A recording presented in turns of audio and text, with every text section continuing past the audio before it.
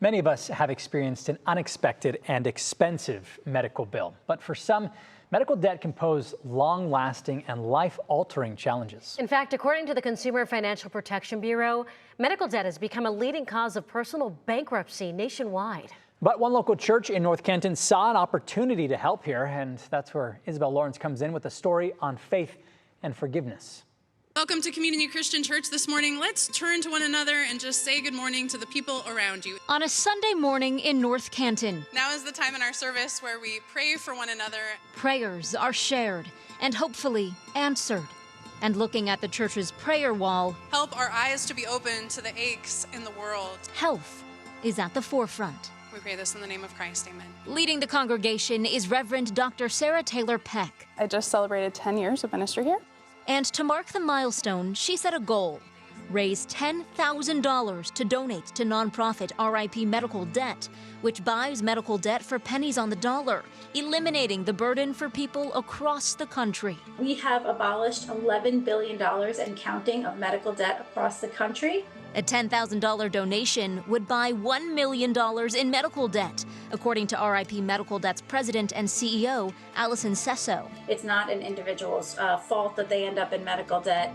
It is a system that really is working against them. At the core of the RIP medical debt work is forgiveness. And for us, that is a foundational part of faith, is being a part of forgiveness in every possible way. So Reverend Sarah put a call out to the church community and beyond, and they delivered.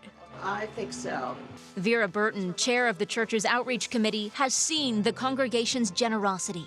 We are only as fortunate as we allow others to be, which means that you've got to give part of what you have. Perhaps no one knows that better than Michael Doherty.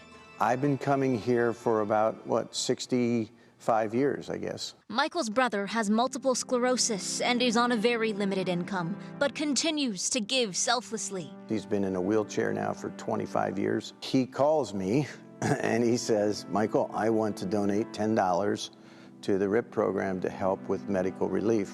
He has about $20 a month for personal spending, so he has very little, but God love him.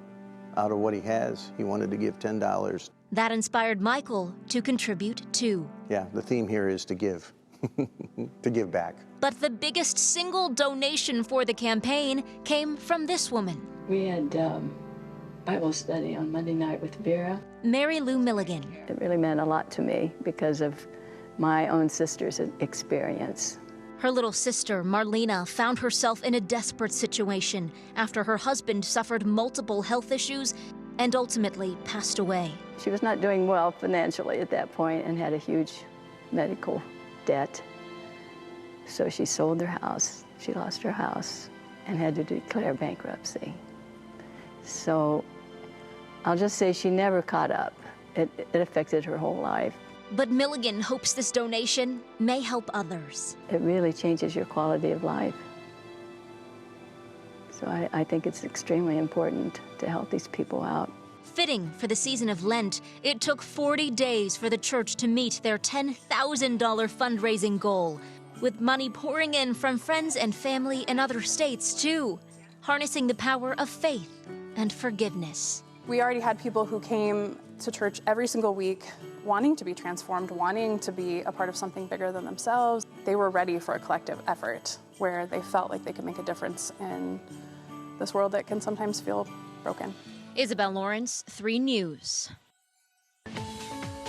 What a story, and it just goes to show how many people are impacted and how we kind of all share the same expenses. A lot of us are, a family member or a friend who is dealing with an unfortunate illness and then the medical bills on top of that. And how many are willing to, help out, to step in.